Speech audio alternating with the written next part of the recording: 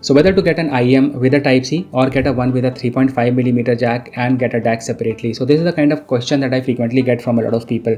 So initially I thought I would make a short video on this, but when I actually started making the video, there were actually so many aspects and so many things to talk about. So I thought to make this complete video and give you a better clarity on this topic. So let's begin with this. So first thing is the price. So let's say you're getting an IEM with a Type-C. So you're actually spending 100 or 200 rupees more compared to the normal 3.5mm jack. Now for those people who have a good budget, this might not seem a lot of money, but for those who are just beginning and just starting out, so and maybe your budget is like less than 1000 rupees, so that 100 and 200 rupees matter to them a lot. So price is something you should always keep in mind. Also, if I talk about me, so initially when I started out with these IEMs and all, I used to get them from my own money.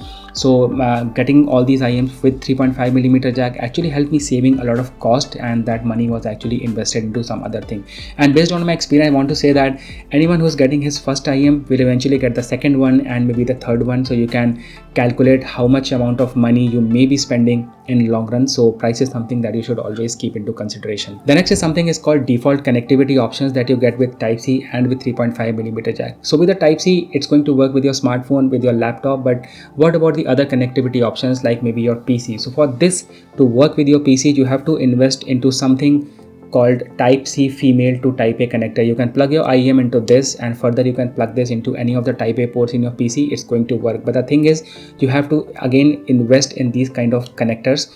And let's say you are not willing to invest in a connector, so you have to invest in these kind of USB hub. So this hub that I have already has a Type-C port, you can already see. So I have to spend like more for this particular port as well. So initially like I'm spending twice. So initially I'm spending on the Type-C IEM also, and now on the Type-C hub also. Now of course in 2025 I won't recommend to get an hub with not a Type-C option, but just for an IEM if you are getting this, so that's an extra investment. So the thing here is that you are actually spending more with the Type-C compared to the normal 3.5mm jack.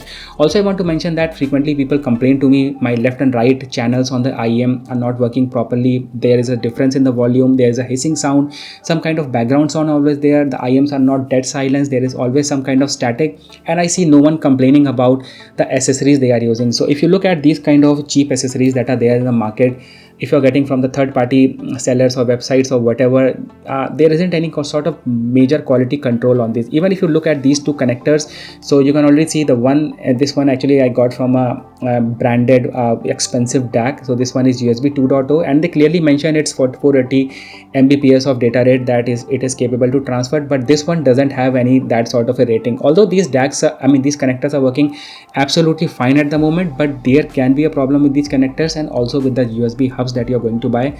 So yeah, make sure you get, if you are getting into all these accessories, just get the branded ones and a good quality ones. Now talking about the connectivity options you have with the 3.5mm jack. So first of all, you might have a smartphone that doesn't have a 3.5mm connector or not. So keeping that aside, this thing will work with your PC, your laptop, and even you can take your audio output from your monitor. And for this to work with your smartphone, you have to invest into something called 3.5mm to Type-C connector. Now you might be saying at this point, like eventually we are spending something or the other, even with the Type-C or with a 3.5mm jack. So my point here is that you save 200 rupees on the connector. By spending 200 rupees more, you get this kind of a dongle, and this will make sure that you have mix of all the options that are available out there.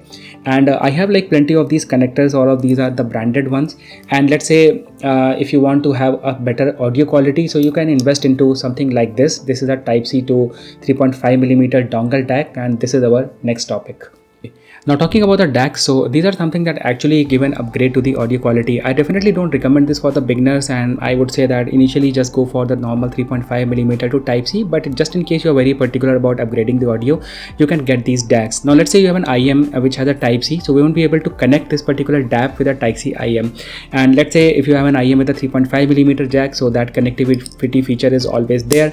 You can connect it like that, and this part goes into your smartphone. And let's say you want to connect it to your PC, so all these DACs actually come with the included female Type-C to Type-A connector. You can connect it to it somewhat like this, and you are good to go. DAC companies know it, like how people are going to use their DAC, so they, in most cases, they are always including a female Type-C to Type-A connector. So yeah, the option to use a DAC with a Type-C is actually not there. Now coming to the final topic of the video, which one is going to sound better, an IEM with a 3.5mm jack or an IEM with Type-C? So first of all, if you look at all these connectors and dongles and DACs, so the input that you can feed to all these DACs and converter is via a Type-C, or you can either use this converter and take the output from a Type-A as well, but the output is always going to be a 3.5mm jack.